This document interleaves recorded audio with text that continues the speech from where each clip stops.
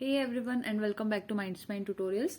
सो generally ethology में एक topic रहता है जिसको हम कहते हैं टाइप्स ऑफ बिहेवियर या फिर पैटर्न्स ऑफ बिहेवियर। जैसे कि हमने इससे पहले देखे थे कॉजेज ऑफ बिहेवियर, उसी तरह से पैटर्न्स ऑफ बिहेवियर या फिर टाइप्स ऑफ बिहेवियर कैसे हो सकते हैं, आज हम उसके बारे में यहाँ पर स्टडी करने वाले हैं। एंड जनरली ऐसे टॉपिक्स भी आ जाते हैं, टॉपिक मतलब क्वेश्चन के फॉर्म में पूछा जा सकता है कि रिफ्लेक्सेस एंड कॉम्प्लेक्स बिहेवियर को एक्सप्लेन करिए। लेकिन अगर हम रिफ्लेक्सेस एंड कॉम्प्लेक्स बिहेवियर पे पहले जाएंगे तो पूरा कंसेप्ट वहां पर क्लियर नहीं हो पाता, इसलिए पहले हमें उसकी जो स्टार्टिंग है वहां से उसको शुरू करना होगा, जो कि पैटर्न्स ऑफ बिहेवियर या फिर टाइप्स ऑफ बिहेवियर है। तो उससे स्टार्ट करते हैं। सबसे पहले बिहेवियर की एक डेफिनेशन देख लेते हैं।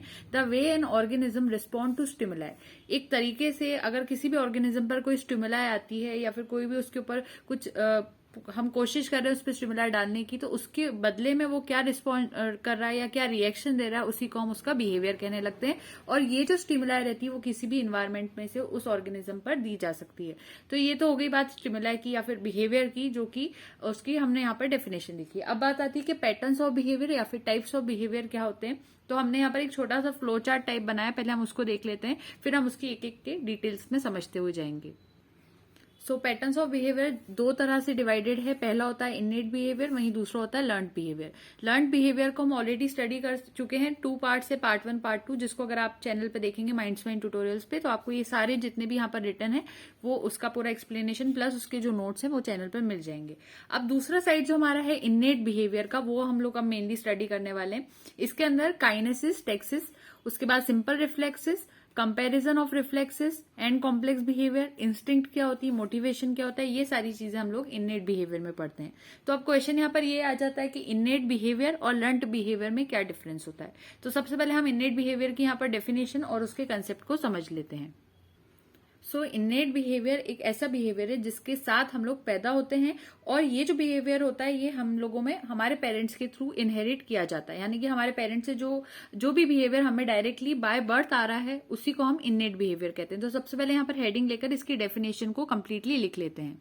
सो ऐसा बिहेवियर जिसके साथ हम लोग बॉर्न होते हैं, हमारे साथ साथ वो हमें बाय बर्थ याद रहता है, उस बिहेवियर को हम इनेट बिहेवियर कहते हैं। दूसरी बात, ये जो बिहेवियर रहता है ये हमें डीएनए, हमारे जो डीएनए रहेगा उसी के अंदर प्रेजेंट रहेगा, इसीलिए हम उसको यहाँ पे सीखते नहीं है, हमें खुद ब खुद बाय बर्थ वो चीज याद रहती है। जैसे एग्जाम्पल की अगर हम बात करते हैं, जैसे स्पाइडर्स को हम देखते हैं, तो जैसे अगर कोई स्पाइडर बॉर्न करेगी या उसकी बर्थ होगी तो वो अपने वेब को बाय बर्थ उसको याद होता है कि ऐसे अपने वेब को बनाया जाता है। उसी तरह से अगर किसी बेबी को हम देखते हैं तो वो किस तरीके से मदर के जो मिल्क रहेगा उसको कैसे सकल कर रहा है, उसको भी वो चीज बाय बर्थ याद होती है। तो ये चीजें इनेट कहलाती है या फिर बाय बर्थ रहती है।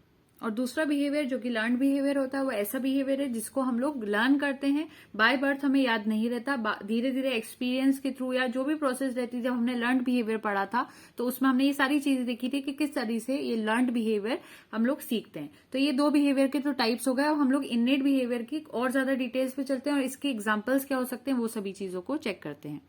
तो इनेट बिहेवियर के 5 कैरेक्टरिस्टिक्स यहाँ पर होते हैं, जिसमें से पहला होता है हेरिटेबल। हेरिटेबल का मतलब होता है कि जो भी चीज एक जनरेशन से दूसरी जनरेशन में अगर पास हो सकती है तो उसको हेरिटेबल कहते हैं। तो जो इनेट बिहेवियर रहेगा वो पेरेंट्स से ऑफस्प्रिंग्स तक पास हो सकता है। ऐसा बिहेवियर जो कि पेरेंट्स से ऑफस्प्रिंग्स तक पास हो सकता है, इसीलिए हम उसको कह रहे हैं वो हेरिटेबल है या फिर वो एक तरह का इनेट बिहेवियर है। और यहाँ पर जो डीएनए का रोल प्ले होता है वो सबसे ज्यादा देखने को मिलता है, क्योंकि जो डीएनए होता है वही वो अपने अंदर बिहेवियर को कैरी करता है, जो कि ऑफस्प्रिंग्स तक उसको आगे जाकर पहुंचा देता है। दूसरा पॉइंट होता है कि ये एक तरह का इंट्रिंसिक बिहेवियर होता है। इंट्रिंसिक का क्या मतलब होता है कि अगर यहाँ पर मान लीजिए अगर हम स्पाइडर्स का एग्जांपल ले लें, अगर स्पाइडर्स एक साथ ना भी रखे जाए या फिर दूसरी जगह पर भी उनकी बर्थ हो रही है, एक जगह पर नहीं हो रही है, तो भी हर स्पाइडर में ये आदत होगी कि किस तरीके से वेब को बनाया जाए, हर स्पाइडर को वो चीज यहाँ पर आती होगी। तो ये बात क्या होती है कि it is intrinsic as it is present in animals which are raised in isolation from others. अगर हम लोग आइसोलेशन में भी क्रिएट करेंगे वहां पर, तो इंट्रेंसिक में हमको सिंपल से बात में ये याद रखना है कि ऐसा डिपेंडेंट नहीं है कि अगर किसी एनिमल को हम लोग साथ में रखेंगे तो एक दूसरे को देखकर ही या अपने पेरेंट्स को देखकर ही वो बिहेवियर को सीख पाएंगे। ऐसा जरूरी नहीं है, क्योंकि बिहेवियर बाय बर्थ उनके अंदर है, उनके अंदर से वो बिहेवियर याद हुआ हुआ उन्हें, तो उन्हें जरूरत नहीं है कि वो किसी को देखकर सीखे या फिर किसी से सीखे। तो ये बात को आपको याद रखना है, इसको कहते हैं इंट्रेंसिक होना। थर्ड पॉइंट आता है कि जो इनेट बिहेवियर होता है वो स्टीरियोटाइपिक होता है या स्टीरियोटिपिक होता है। इसका मतलब क्या है कि ये जो बिहेवियर होगा ये हर बार वैसे ही परफॉर्म करेगा एनिमल। ऐसा नहीं होगा कि एक बार एक स्पाइडर का जो वेब बनाने का, जाल बनाने का तरीका है वो अलग होगा, दूसरी स्पाइडर और कुछ नया तरीका ढूंढ लेगी फिर उसको बनाएगी। ये एक तरीके से हर तरह की स्पाइडर्स जो रहेंगी या कोई भी एनिमल जिसमें भी इनेट बिहेवियर है तो वो सभी में सेम रहेगा। एक ही तरीके से वो एनिमल उसको एक्ट करने की कोशिश करते हैं। सो आप ऐसा लिख सकते हैं कि स्टीरियोटाइपिक का मतलब होता है कि behaviour will be performed in the same way every time। Same way के अंदर हर बार अगर एनिमल किसी बिहेवियर को परफॉर्म करते हैं तो हम उसको कहते हैं स्टीरियोटिपिक। तो स्टीरियोटाइपिक बिहेवियर को आपको यहाँ पर याद रखना है। फोर्थ पॉइंट यहाँ पर है कि ये जो बिहेवियर रहता है इनफ्लेक्सिबल रहता है। इनेट बिहेवियर इनफ्लेक्सिबल, इसका मतलब कि कभी भी चेंज नहीं होता। ऐसा नहीं होगा कि अगर किसी एनिमल को ज्यादा एक्सपीरियंस हो रहा है तो वो ज्यादा अच्छे से वो चीज कर पाएगा और जो अभी अभी न्यू बॉर्न बेबीज होंगे वो वाली चीज उन्हें नहीं याद होगी। ऐसा नहीं होता, ये इनफ्लेक्सिबल है। यानी कि हर तरह का इंडिविजुअल जिसमें भी इनेट बिहेवियर आ चुका है सभी उसको एक जैसे तरीके से और अच्छे तरीके से ही परफॉर्म करते हैं, क्योंकि उनको वो बाय बर्थ, उनके पैदा होने से ही वो चीज याद होती है। इसका मतलब कि ये जो बिहेवियर है वो इनफ्लेक्सिबल है, it never changes even because of experience. और लास्ट पॉइंट यहाँ पर आ जाता है कि कंज्यूमेट होता है। इसका मतलब कि ये जो बिहेवियर होता है वो फुली डेवलप्ड होता है, पूरी तरीके से फर्स्ट परफॉर्मेंस के टाइम पर ही एक्सप्रेस किया जा सकता है। यानी किसी भी तरह की प्रॉब्लम जो ऑर्गेनिज्म रहेगी उनको फेस करने की जरूरत नहीं पड़ेगी, वहां पर उन्हें ऑलरेडी वो चीज अच्छे से याद होगी। सो आप लिख सकते हैं कि बिहेवियर इज फुली डेवलप्ड और expressed at the first performance. Learned behaviour का भी यहाँ पर हम एक छोटा सा रिवीजन टाइप कर सकते हैं कि जो लर्न्ड बिहेवियर रहेगा ये एक्सपीरियंस पे बेस्ड रहता है और इसको हम सिर्फ ऑब्जर्वेशन के थ्रू ही एक्वायर करते हैं। तो ये बाय बर्थ हमें नहीं रहता है, इसको हम बाद में याद करते हैं। तो इसलिए ये बिहेवियर लर्न्ड बिहेवियर हो जाता है या फिर लर्न्ड बिहेवियर हो जाता है। तो यहाँ पर क्या होगा, अगर आपने किसी एनिमल को अलग से सेपरेट वे में यहाँ पर रेस करने की कोशिश की है, पूरे ग्रुप से अलग करके रेस करने की कोशिश की, तो होगा क्या, उसको वो बिहेवियर याद नहीं हो पाएगा। सो हर एनिमल को एक साथ एक दूसरे को देखकर ही वो बिहेवियर याद हो पाएगा। जैसे कि जो भी प्रोसेस रहेगी, हम लोग अभी एग्जाम्पल देख चुके हैं ऑलरेडी लर्न बिहेवियर में, तो आपको पता होगा अगर आपने वो वीडियोज देखे। तो लर्न बिहेवियर में आपको सिंपली ये याद रखना है कि अगर एनिमल्स को सेपरेट वे में या फिर आइसोलेशन में रेस करने की कोशिश की जाएगी या फिर उनका जो पूरा स्पीसीज का ग्रुप है अगर उससे अलग करके रेस करने की कोशिश करी जाएगी तो उनके अंदर वो बिहेवियर नहीं आ पाता, जिसको हम लोग लर्न्ड बिहेवियर कहते हैं। सो डीएनए के अंदर ये इनकोडेड नहीं रहता ऑलरेडी, जैसे कि इनेट बिहेवियर रहता है। और जो लर्न बिहेवियर रहता है इसमें प्रैक्टिस का जो मेन रोल रहता है वो देखने को मिलता है, क्योंकि प्रैक्टिस के थ्रू ही वो चीज याद होगी। जैसे वहां पर वो बिहेवियर कैसा था, कंज्यूमेट था, कि फर्स्ट एक्सपीरियंस ही सही रहता है। पहली बार अगर कोई ऑर्गेनिज्म कोई बिहेवियर शुरू करेगा तो पहली बार में वो उस चीज को सही करता है। इसको हमने इनेट बिहेवियर में पढ़ा था। लेकिन लर्न बिहेवियर में प्रैक्टिस के बाद वो बिहेवियर किसी भी इंडिविजुअल को याद हो पाता है। अगर यहाँ पर हम एक एग्जाम्पल की बात करें तो स्कूल में जब बेल रिंग करती थी तो हमें ये पता खुद से चल जाता था कि अब नेक्स्ट पीरियड या फिर नेक्स्ट क्लास का टाइम हो गया है। तो ये बात हमें कैसे पता चली, बाद में धीरे धीरे हमें समझ में आई कि अगर बेल रिंग होगी इसका मतलब नेक्स्ट क्लास का टाइम हुआ है। इसको हम लोग लर्न्ड बिहेवियर में पढ़ते हैं। तो जो लर्न बिहेवियर होता है ये नॉन इनहेरिटेबल है, यानी कि पेरेंट्स से ऑफस्प्रिंग्स तक जनरेशन वाइज पास नहीं होता। हर ऑफस्प्रिंग को, हर ऑर्गेनिज्म को खुद से ये चीजें सीखना होती है, इसीलिए लर्न बिहेवियर है। दूसरी बात ये नॉन इंट्रिंसिक होती है, यानी कि जैसे अभी इंट्रिंसिक में हमने पढ़ा था कि अंदर से उस चीज को वो याद कर सकता है। यानी कि अगर स्पीशीज अगर सेपरेट भी कर देंगे तो भी वो चीजें इनेट बिहेवियर में याद रहती थी इंडिविजुअल को। ऐसा जरूरी नहीं था कि वो अपने पेरेंट्स के साथ या फिर अपने सेम ग्रुप ऑफ ऑर्गेनिजम्स के साथ रहे तब जाके उसको वो बिहेवियर याद हो। उसको हमने इनेट में लिया था। लेकिन ये कैसा होता है, नॉट इंट्रिंसिक होता है, यानी अंदर से इंडिविजुअल को याद नहीं होता। तो अगर हमने स्पीशीज से या फिर ग्रुप ऑफ ऑर्गेनिज्म से इस ऑर्गेनिज्म को सेपरेट कर दिया तो उसको वो बिहेवियर याद नहीं हो पाएगा। इसीलिए नॉन इंट्रिंसिक भी आप कह सकते हैं, या फिर मैंने यहाँ पर नॉट इंट्रिंसिक लिखा है। तो अंदर से वो बिहेवियर उसको याद नहीं होता। दूसरी बात होती है परम्यूटेबल होता है, यानी कि ये अलग अलग तरीके से चेंज करता है, चेंजेबल होता है। जैसे कि कोई भी सीक्वेंस या फिर कोई भी ऑर्डर ऑफ थिंग्स है, जैसे कि ऊपर हमने पढ़ा था कि वो इनफ्लेक्सिबल था, जैसे जो चीज होती है वैसी होगी, लेकिन यहाँ पर वो चेंज हो सकती है, उसकी प्रोसेस यहाँ पर चेंज हो सकती है। सो परम्यूटेबल का मतलब तो यहाँ पर ये हो जाता है कि ये एक बार इंडिविजुअल जो याद करेगा उसके बाद उसको और भी अलग तरीके से परफॉर्म कर सकता है, अलग अलग तरह से चीजों को कर सकता है, तो वो परम्यूटेबल है। दूसरी बात होती है परम्यूटेबल का ब्रैकेट में आप लिख लेंगे चेंजेबल। उसके बाद एडेप्टेबल का मतलब क्या होता है कि ये जो कंडीशंस है, जो सूटेबल कंडीशंस है उसके हिसाब से भी चेंज किया जा सकता है। जरूरी नहीं कि यहाँ पर भी अगेन सेम कंडीशंस होगी तो ही वो चीज हो पाएगी। तो सेम बात ऊपर वाली जो है वही हम यहाँ पर इसको भी कह रहे हैं। और लास्ट होता है प्रोग्रेसिव। तो ये जो लर्नड बिहेवियर होता है ये प्रोग्रेसिव बिहेवियर होता है, क्योंकि इसको हम लोग धीरे धीरे खुद से याद कर रहे हैं, तो प्रैक्टिस करने के बाद ये और ज्यादा अच्छे से रिफाइन होता जाता है। तो प्रोग्रेसिव बिहेवियर में सिंपली ये याद रखना है कि ये परफॉर्म करने के जितना ज्यादा हम उस चीज को परफॉर्म करेंगे उतना ज्यादा हमें अच्छे से याद होता जाएगा। इसको हम लोग लर्नड बिहेवियर कहते हैं। जैसे हैंड राइटिंग, अगर एक छोटे बच्चे को देखा जाए तो शुरू में वो बहुत अच्छी हैंड राइटिंग नहीं लिख पाता, धीरे धीरे वो उसको जितना प्रैक्टिस करता है तो बाद में जब वो एक 12th क्लास के स्टूडेंट को अगर आप एक नर्सरी के स्टूडेंट से कंपेयर करेंगे तो उससे हमें यहाँ पर ये चीज समझ में आएगी कि जो लर्नड बिहेवियर होता है वो प्रोग्रेसिव होता है, यानी धीरे धीरे करके वो सुधरता जाता है। तो यहाँ पर मैंने थोड़े से नोट्स और लिखे थे। इनहेरिटेड और इनेट बिहेवियर दोनों एक ही बात होती है। अगर आपको कहीं इनहेरिटेड लिखा दिखता है या स्टीरियोटाइप बिहेवियर या फिर इनेट बिहेवियर जो भी लिखा दिखे, इसका मीनिंग सेम होता है। इंस्टिंक्टिव भी कहा जाता है इसको। और एक साइंटिस्ट का नेम और यहाँ पर है लेगर स्पेट्स। तो इन्होंने सबसे ज्यादा इनेट बिहेवियर के अंदर जेनेटिक बेस कहीं ना कहीं जुड़ा होता है, इसको एक्सप्लेन करने की कोशिश की थी। तो लेगर स्पेट्स एक एक्स्ट्रा साइंटिस्ट का नेम है जो कि आप इंक्लूड कर सकते हैं अपने नोट्स के अंदर।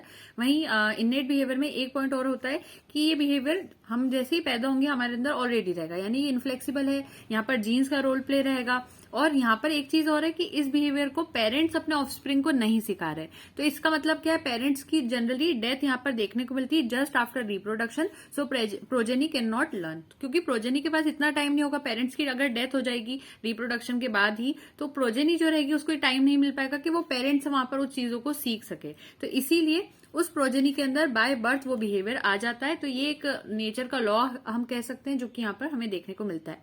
वेरेवर अगर हम बात करें तो यहाँ पर लाइफ रिस्क भी बहुत ज्यादा हाई होता है, क्योंकि इननेट बिहेवियर है तो लाइफ रिस्क भी थोड़ा हाई हो जाएगा। और यहाँ पर इननेट को ही फेवर किया जाता है। तो ये वाली बातों को आपको यहाँ पर याद रखना है। दूसरा, लर्न बिहेवियर के ऊपर भी थोड़े से नोट्स यहाँ पर मेंशन्ड है, जैसे कि जो अल्टीमेट कॉज होता है वो यहाँ पर इंपॉर्टेंट होता है। रिप्रोडक्शन का यहाँ पर थोड़ा सा इंपॉर्टेंस ज्यादा मिलता है इसमें, क्योंकि रिप्रोडक्शन के बाद यहाँ पर पेरेंट्स जनरली रहते हैं और अपने ऑफस्प्रिंग्स को जो भी प्रोसेस रहती है उसको टीच करने की कोशिश करते हैं। सर्वाइवल यहाँ पर बहुत ज्यादा इंपॉर्टेंट होता है। और ऑर्गेनिज्म जो रहते हैं यहाँ पर उनको एक लर्निंग का चांस भी यहाँ मिलता है, प्रैक्टिस का चांस भी यहाँ पर मिल जाता है। तो ये सारी चीजें लर्नड बिहेवियर में आपको याद रखनी है। और अल्टीमेट कॉज, प्रोक्सीमेट कॉज, ये दो चीजें क्या होती है, जब हमने कॉजेस ऑफ बिहेवियर पढ़े थे तब हमने उसको डिटेल में वहां पर समझा था, जो कि 4 अप्रोचेस ऑफ एनिमल बिहेवियर नाम से आपको मिल जाएगा, जिसमें मैंने ये वाले जो नोट्स आपको यहाँ पर शोन है वो वहां पर पढ़ाए थे। तो अगर आपने वो वाली वीडियो नहीं देखी तो आप उसको भी चेक करेंगे कि कैसे कॉजेज ऑफ बिहेवियर रहते हैं, 4 अप्रोचेस क्या हो सकती है एनिमल बिहेवियर को लेकर, वो सारी चीज हमने एक वीडियो में ले ली थी। अब इनेट बिहेवियर में they do not require experience, यहाँ पर एक्सपीरियंस की कोई जरूरत नहीं पड़ती। इसमें सबसे पहला जो आता है रिफ्लेक्स के बारे में आता है। जैसे कि अभी हमने जो फ्लो चार्ट देखा, तो इसमें हमारे पास इनेट बिहेवियर का जो फ्लो चार्ट था उसमें हमने इतनी सारी चीजों को यहाँ पर देखना रहेगा, जिसमें से अभी हम थोड़ा थोड़ा सबके बारे में समझेंगे, फिर बाद में एक एक ही डिटेल में जाएंगे। जैसे काइनेसिस, टेक्सिस, सिंपल रिफ्लेक्सेस, सभी चीज की और डिटेल्स रहेगी विद डायग्राम भी। जैसे कि रिफ्लेक्सेस में पूरा एक डायग्राम रहता है, इफेक्टर ऑर्गन और जो भी सारी चीजें रहती है, तो वो सब हम एक बार डिटेल में भी देखेंगे, लेकिन अभी हम उसको एक इंट्रोडक्टरी वे में यहाँ पर समझ रहे हैं। तो इसमें सबसे पहले हम लोग एग्जांपल ले रहे हैं रिफ्लेक्स का। रिफ्लेक्स का मतलब क्या होता है, automatic response to a stimulus. जैसे ही कोई स्टिमुलस प्रोवाइड किया जाएगा तो उसके बदले हम लोग जो रिस्पांस देते हैं वो एक ऑटोमेटिक रिस्पांस रहता है। जैसे कि अगर हैंड है, हैंड के ऊपर अगर आप पिन को प्रिक करने की कोशिश करेंगे तो हम लोग हैंड को वहां से खुद ब खुद हटा लेंगे। यहाँ पर अगर यहाँ फिर कोई यहाँ पर आग लगी हुई है तो वो अगर हैंड तक अगर आ रही है तो खुद ब खुद हम वहां से अपने हैंड को हटा लेंगे। तो ये जो चीज होती है एक तरह का रिफ्लेक्स बिहेवियर होता है कि जैसे स्टिमुलाई हमें वहां पर मिलता है तो हम उसके बदले जो रिस्पॉन्स देते हैं वो हमारे अंदर बाय बर्थ याद होता है। अगर आप एक छोटे बच्चे को भी देखेंगे, अगर उसका हाथ कहीं से जलने लगेगा तो वो भी पीछे करने की कोशिश करेगा। तो ये कहीं ना कहीं इनेट बिहेवियर होता है। इसको हमें लर्न करने की कोशिश नहीं करनी होती है कि अगर पेन यहाँ पर आएगी तो हैंड को कैसे हटाना है, किस तरह से उसका पूरा प्रोसेस रहेगा, हम इसको याद नहीं करते। ये चीज हम खुद ब खुद कर लेते हैं। दूसरा हमारे पास एग्जांपल आ जाता है टेक्सिस का। इसका मतलब होता है मूवमेंट टुवर्ड्स या फिर अवे, दोनों हो सकता है। या तो किसी चीज की तरफ जो भी स्टिमुलस आ रहा है, या तो स्टिमुलस की तरफ वहां पर मूवमेंट होगा या फिर स्टिमुलस से दूर वहां पर मूवमेंट होगा। जैसे कि अर्थवर्म और कॉकरोच का अगर हम एग्जांपल देखते हैं तो इनमें भी मूवमेंट देखने को मिलता है। जैसे अगर अर्थवर्म को अगर हम देखेंगे तो अगर इसको कहीं पर मॉइस्चर दिखाई देगा तो ये मॉइस्चर की तरफ जाएगा। मॉइस्चर यहाँ पर एक तरह का स्टिमुलस है, तो जैसे ही इसको नमी देखने को मिलेगी तो ये नमी की तरफ बढ़ने की कोशिश करेगा, टूवर्ड्स जाएगा, उसकी तरफ, स्टिमुलस के टूवर्ड्स जाएगा। वही कॉकरोच की बात करें, अगर मान लीजिए लाइट है, लाइट इसके लिए एक स्टिमुलस की तरह एक्ट करेगी, तो लाइट इसको जैसे ही कॉकरोच को मिलेगी तो लाइट से दूर भागने की कोशिश करता है, ये अंधेरे की तरफ बढ़ता है। तो इसको हम क्या कहते हैं, एक तरह का टैक्सेस का बिहेवियर है जो कि ऑर्गेनिजम्स शो करते हैं। तो यहाँ पर ये तो बात होगी टैक्सेस की। अगर टैक्सेस में देखें तो और डिटेल में भी हम बाद में जाएंगे, कितने तरह के टैक्सेस हो सकते हैं, पॉजिटिव नेगेटिव क्या होता है, वो सब बातें हम लोग बाद में डिटेल में पढ़ेंगे, लेकिन यहाँ पर इसके पॉइंट को समझने की हमें कोशिश करनी है। थर्ड टाइप इनेट बिहेवियर का रहते हैं फिक्स्ड एक्शन पैटर्न, जिसको हम FAP भी कहते हैं। ये एक तरह का रिफ्लेक्स रहता है, अगेन रिफ्लेक्स के अंदर ही हम पढ़ रहे हैं। तो रिफ्लेक्स है, लेकिन एक ऐसा रिफ्लेक्स जिसमें कॉम्प्लेक्स सीक्वेंस ऑफ बिहेवियर देखने को मिलता है। यानी एक बार बिहेवियर जो शुरू होगा तो उसमें एक एक करके सीक्वेंस रहेगी, उन सारे सीक्वेंस को यहाँ पर पूरा होना रहेगा। दूसरी बात, अगर कभी FAP यानी फिक्स्ड एक्शन पैटर्न अगर स्टार्ट हो जाता है तो ये तब तक नहीं रुकता जब तक कि पूरी तरीके से वो फिक्स्ड एक्शन पैटर्न या फिर जो भी बिहेवियर है वो कंप्लीट ना हो जाए। फॉर एग्जाम्पल कि जो कोर्टशिप बिहेवियर होता है एनिमल्स में, अगर हम उसकी बात करते हैं तो एक बार अगर सिंगिंग या फिर डांसिंग जैसे बर्ड्स में रहती है, अगर उन्होंने एक बार वो स्टार्ट करा कोर्टशिप बिहेवियर, तो जब तक वो पूरा डांस का जो पूरा प्रोसेस है वो कंप्लीट नहीं होगा तब तक वो पूरी तरीके से उस चीज को परफॉर्म करने की कोशिश करेगी। यानी कि पूरा फिक्स्ड एक्शन पैटर्न वहां पर होकर रहेगा, वो स्टॉप नहीं होता बीच में।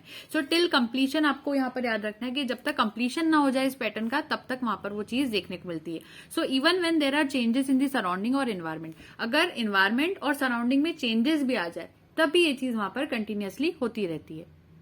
तो मान लीजिए कि ऐसा सीजन है जिस टाइम पे वो कोर्टशिप बिहेवियर को परफॉर्म कर रहे हैं, मान लीजिए वो सीजन ना भी हो, लेकिन अगर वो एक बार शुरू हुआ होगा डांस या फिर जो भी उनकी स्टेप्स रही होंगी, तो वो तब उस चीज को पूरी तरह से कंप्लीट करते हैं। इसको फिक्स्ड एक्शन पैटर्न कहते हैं और ये एक तरह का ऑटोमेटिक बिहेवियर होता है। तो फिक्स्ड एक्शन पैटर्न में जो सबसे पहला हमारे पास एग्जांपल रहता है वो रहता है ग्रे लेग गूज के बारे में, जिसमें एग रिट्रीवल बिहेवियर उसका देखने को मिलता है। अगर आप इसके डायग्राम को भी सर्च करेंगे नेट के ऊपर तो आपको मिलेगा। इसमें जैसे क्या होता है कि फॉर एग्जांपल एक गूज होता है, एक तरह का डक तरह का एनिमल है। तो गूज जो रहता है, मान लीजिए उसका ये नेस्ट है, नेस्ट के अंदर 4 एग्स है मान लीजिए उसके पास। तो 4 एग्स को उसने एक बार देख लिया कि यहाँ पर 4 एग्स है, और मान लीजिए वो कहीं पर कुछ खाना खाने या फिर कहीं आगे की तरफ जाता है, और मान लीजिए आने के बाद उसको दिखता है कि वो जो 4 एग्स थे उनकी जगह सिर्फ 3 एग्स है। तो उसके माइंड में इतनी इमेज वहां पर रहती है कि यहाँ पर भी कोई चीज थी जो कि यहाँ पर अब एब्सेंट है, यानी कि कोई चीज यहाँ पर अब एम्प्टी हो गई है, एब्सेंट हो गई है। तो ये जो वैकेंट स्पेस रहती है वो कहीं ना कहीं उसके माइंड में एक स्टिमुलस की तरह वर्क करती है, यानी कि उसको देखकर उसको एक सिग्नल मिलता है माइंड में कि कोई चीज यहाँ पर होना चाहिए थी जो अब यहाँ पर नहीं है। तो अब ये गूस क्या करता है, उस एग को ढूंढता है। तो मान लीजिए वो थोड़ा एग वहां से उस पोजीशन से कोई और दूर जगह पर चला गया, तो गूस क्या करता है, अपनी नेक की हेल्प से उस एग को वापस लाने की कोशिश करता है यहाँ पर, जो कि उसकी ओरिजिनल स्पेस है। अब मान लीजिए जब वो यहाँ से इस एग को जो कि दूर चला गया है और इस वापस ओरिजिनल स्पेस पर लाने की कोशिश कर रहा है इस एग को, वो जो गूज है, तो उस टाइम पे अगर आपने इस एग को वहां से हटा दिया तो एक बार तो उसने देख लिया कि यहाँ पर एग था, तो वो अपनी नेक को फोल्ड करके इसको पीछे लाने की कोशिश करता है। लेकिन फिर भी अगर हमने हटा दिया तो भी उसको ये नहीं पता चल पाएगा कि वहां से हमने उस एग को हटा दिया है। फिर भी वो ऐसी मूवमेंट शो करेगा, अपनी नेक को ऐसे फोल्ड करते हुए लाएगा जैसे कि अभी भी उसके पास एग है। यानी कि एक बार अगर उसने वो पैटर्न यहाँ पर शुरू करा था, ये बिहेवियर उसने शुरू करा था कि वो एग को वहां से नेक फोल्ड करके लेकर आएगा, तो वो अभी भी वैसे ही कर रहा है। उसे ये नहीं पता कि वहां से हमने उस एग को हटा दिया है। तो ये पैटर्न जब तक वो पूरा परफॉर्म करता है, जब तक वो इस पोजीशन तक ना आ जाए, इसको कहते हैं फिक्स्ड एक्शन पैटर्न। तो एक बार जो चीज वहां पर वो शुरू कर देते हैं बिहेवियर ऑर्गेनिजम्स, तो वो तब तक नहीं रुकते, उसे ये समझ में नहीं आया कि वहां पर एग है ही नहीं जिसको वो लाने की कोशिश कर रहा है। जैसे कि अगर आप यहाँ पर इस डायग्राम को देखेंगे जो कि यहाँ पर आपके सामने स्क्रीन पर है, तो शुरू में ये गूस का डायग्राम है यहाँ पर। तो गूस के सामने यहाँ पर एक एग है जो कि उससे थोड़ा दूर चला गया, शायद प्रॉपरली विजिबल नहीं होगा पर फिर भी अगर आप कोशिश करेंगे तो आपको दिखाई देगा। तो वो जो एग है वो उससे थोड़ा सा वहां पर दूर चला गया है, तो वो जो गूस है उस एग को वापस लाने की कोशिश कर रहा है। और इस बीच में उसका पूरा प्रोसेस कैसा रहेगा, इस तरह से वो एग को अपनी नेक में फोल्ड करते हुए पीछे तक लाएगा। लेकिन मान लीजिए इस टाइम पे अगर आपने वहां से उस एग को हटा दिया तो भी वो उसी तरीके से उस चीज को परफॉर्म करेगा, उसी तरह से अपने एग को वापस पीछे लाने की कोशिश करेगा। और इस प्रोसेस को हम कहते हैं फिक्स्ड एक्शन पैटर्न। तो उसको ये समझ में नहीं आएगा कि वहां से एग को हटा दिया गया है, वो फिर भी एक बार जो प्रोसेस शुरू करेगा उसको लास्ट तक पूरी परफॉर्म करेगा। दूसरा एग्जांपल है स्टिकलबैक फिशेस का। स्टिकलबैक फिशेस का इथोलॉजी में बहुत ज्यादा रोल प्ले रहता है, हम इसके बारे में पहले भी पढ़ चुके हैं। और कोर्टशिप बिहेवियर भी अभी हमने लेटेस्ट में स्टिकलबैक फिशेस का कंप्लीट करा था, तो अगर आपने वो वीडियोस नहीं देखी तो आप उसको भी चेक कर सकते हैं। अब स्टिकलबैक फिशेस में क्या होता है, इसमें जो मेल रहते हैं, मेल्स जो रहेंगे इस कहना चाहिए स्पीशीज के अंदर। तो जब भी रिप्रोडक्टिव सीजन आता है, यानी कि ऐसा सीजन जब वो ब्रीडिंग परफॉर्म करेंगे, तो उस टाइम पे ये जो स्टिकलबैक फिशेस होती है, जिसमें हम मेल की बात कर रहे हैं, फीमेल की बात नहीं कर रहे हैं, मेल की बात कर रहे हैं, तो मेल क्या होता है, बहुत ज्यादा एग्रेसिव हो जाता है और उसका बिहेवियर इस रिप्रोडक्टिव सीजन में कैसा होता है कि वो नेस्ट को बनाएगा जिसमें वो फीमेल को वहां पर लाने की कोशिश करता है, और जितने भी दूसरे मेल्स रहते हैं उनके साथ बहुत ज्यादा एग्रेसिव या फिर एग्रेशन शो करने की कोशिश करता है। तो उसके पास क्या देखा जाता है कि जब ये वाला सीजन आता है रिप्रोडक्टिव सीजन, तो ये जो रहेगा मेल स्टिकलबैक फिश, इसका जो बेली रहेगा नीचे से थोड़ा सा रेड हो जाता है। फॉर एग्जाम्पल ये फिश है स्टिकलबैक फिश मेल वाली, तो वो नीचे से रेड हो जाता है। कौन से सीजन में, रिप्रोडक्टिव सीजन में। और इस टाइम में मान लीजिए इसने एक टेरिटरी बना रखी है, इसने नेस्ट बना रखा है, और आप इसके सामने कुछ डमी फिशेस को ले आते हैं जो कि ओरिजिनली असली में फिशेस नहीं है, सिर्फ वो छोटे मोटे मॉडल्स है, डमीज हैं। तो उन फिशेस को आप इनके पास लाते हैं, इस मेल के पास, और उनके नीचे भी अगर आप रेड कलर कर देते हैं तो ये सेम वैसा ही बिहेवियर उसके ऊपर शो करने की कोशिश करेगा जो कि एक ओरिजिनल फिश के ऊपर इसको करना चाहिए था। तो इसको ये समझ में नहीं आएगा कि वो ओरिजिनल फिशेस नहीं है, same to same aggressive behaviour ये उन पर भी शो करेगा। तो यहाँ पर कहने का क्या मतलब है, जैसे ही रिप्रोडक्टिव सीजन जो है वो स्टार्ट होता है, तो ये जो फिशेस होती है वो कैसे हो जाती है, इन्हें अपना बिहेवियर वहां पर याद हो जाता है और यहाँ पर फिक्स्ड एक्शन पैटर्न काम करने लगता है कि जो जो बिहेवियर यहाँ पर होने थे, जैसे नेस्ट बनना, एग्रेशन शो करना, या फिर यहाँ पर अगर कोई डमी फीमेल भी इसके सामने शो कर दी जाएगी तो ये उसके साथ मेटिंग परफॉर्म करने की भी कोशिश करेगा। तो ये इसको समझ में नहीं आएगा। ये पूरा जो फिक्स्ड एक्शन पैटर्न है, जो पूरा बिहेवियर का प्रोसेस है, सब कुछ एज इट इज करता है जब तक के लिए इसका जो बिहेवियर का या फिर जो टाइम पीरियड है वो खत्म ना हो जाए। जैसे कि यहाँ पर एक मेल स्टिकलबैक फिश को शो किया गया है, इसके रेड बेली पोर्शन भी आप यहाँ से देख सकते हैं। तो कुछ इस तरह से प्रोसेस रहेगी। इसके सामने अगर डमी आ जाती तो ये उनके ऊपर भी अफेक्ट करेगा, अटैक करेगा। थर्ड एग्जाम्पल हम यहाँ पर ले सकते हैं स्क्विरल डेप्रीवेशन एक्सपेरिमेंट का। डेप्रीवेशन का मतलब होता है आइसोलेट कर देना, यानी स्क्विरल जो नॉर्मली, मान लीजिए आप एक एग्जाम्पल लेंगे, फॉरेस्ट के अंदर स्क्विरल रहती है। तो अब इन स्क्विरल को अगर हम देखेंगे, इनकी आंखें खुलने से भी पहले अगर इसकी जो न्यू बॉर्न बेबी है, अगर हम उनको उठाकर जो मेन स्पीशीज है या फिर जो वाइल्ड मेंबर्स हैं स्क्विरल के, उनसे अगर सेपरेट कर देंगे तो उनको हमें कोशिश ये करनी कि उन्हें कुछ भी तरह का बिहेवियर याद ना हो सके जो कि वाइल्ड बिहेवियर होता है। सो फॉर एग्जाम्पल मान लीजिए यहाँ पर एक फॉरेस्ट है, फॉरेस्ट में कुछ स्क्विरल के बच्चे थे छोटे जो कि न्यूबॉर्न बेबीज थे, लेकिन अभी उनकी आईज भी नहीं खुली थी। उसी टाइम से हम उन जो छोटे बच्चे थे उनको लेबोरेटरी में लेकर आते हैं और यहाँ पर एक आयरन बॉक्स के अंदर उनको प्लेस कर देते हैं। अब ये जो आयरन बॉक्स रहता है उसमें हमने क्यों रखा, क्योंकि स्क्विरल्स को आदत होती है कि वो वुड पर रहें या फिर ऐसी चीजों पर रहें जो कि थोड़ा एरियल टाइप का हो, तो आयरन में रख देते हैं। अब क्या देखने को मिलता है कि जो स्क्विरल है, इनके जो छोटे बच्चे हैं, हम उनको यहीं पर बड़ा करने की कोशिश करेंगे ताकि वो वाइल्ड मेंबर्स को कभी भी नहीं देख पाए और उनका बिहेवियर भी नहीं समझ पाए। तो होता क्या है कि अगर मान लीजिए अब हमने यहाँ पर जो नए बेबीज जो है जिनकी आंखें नहीं खुली थी, उन्होंने कभी नहीं देखा कि उनके जो दूसरे मेंबर्स होते हैं इसी स्पीशीज के, वो कैसे एक्ट करते हैं, ये सब नहीं देखा। अब आयरन में वो बड़े हो रहे, तो हमने उनको जो डाइट देना शुरू करी वो कैसी होगी, लिक्विड डाइट। लिक्विड डाइट क्यों दे रहे हैं, जैसे फॉर एग्जाम्पल सॉलिड फूड खाती है स्क्विरल, जो भी नट्स वगैरह रहते हैं, पीनट्स वगैरह, उसको एक होल्ड करती है प्रॉपर पोजीशन में अपने हैंड्स के अंदर और उसको खाने की कोशिश करती है। तो ये तो स्क्विरल का नॉर्मल बिहेवियर हो गया। लेकिन अब यहाँ पर ये जो बेबीज थे, इनको हमने कोई सॉलिड फूड शुरू से ही नहीं दिया, जो कि हमने आयरन में रखे थे। तो आयरन के बॉक्स में रहने वाले जो बेबीज थे उनको हमने बिल्कुल भी सॉलिड फूड नहीं दिया, सिर्फ लिक्विड डाइट के ऊपर रखा। अब और दूसरी चीज हमने क्या रखी, उन्हें हमने कभी भी इस आयरन बॉक्स से बाहर जाने नहीं दिया। अब क्या हुआ, जब ये बच्चे बड़े हो गए तो इनको नट्स दिए गए।